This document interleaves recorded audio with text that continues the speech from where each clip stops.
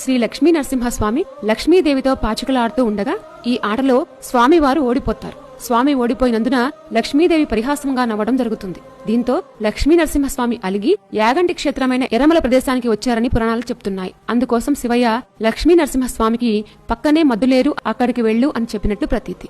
అప్పుడే తొలిసారి లక్ష్మీ నరసింహస్వామి ఇక్కడ కొండ మీద పాదం మోపారు. ఆమె మొదట పాదం మోపిన స్థలంలో స్వామివారి పాదముద్ర ఇప్పటికీ అలాగే ఉంది. స్వామి ఇక్కడ పాదం మోపిన తర్వాత ఉడుము రూపంలోకి మారటం జరుగుతుంది.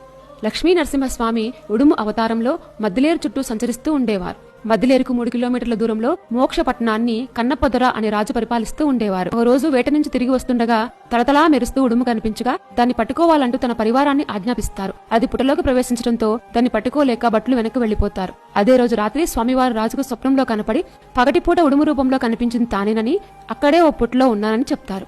కన్నప్పదొర నిద్ర నుంచి మేల్కొని ఆ పుట్టను త్రవ్వి చూడగా దీర్ఘచతురస్రాకారంలో ఒక శిలారూపంలో శ్రీ లక్ష్మీ నరసింహస్వామి దర్శనం ఇచ్చారు.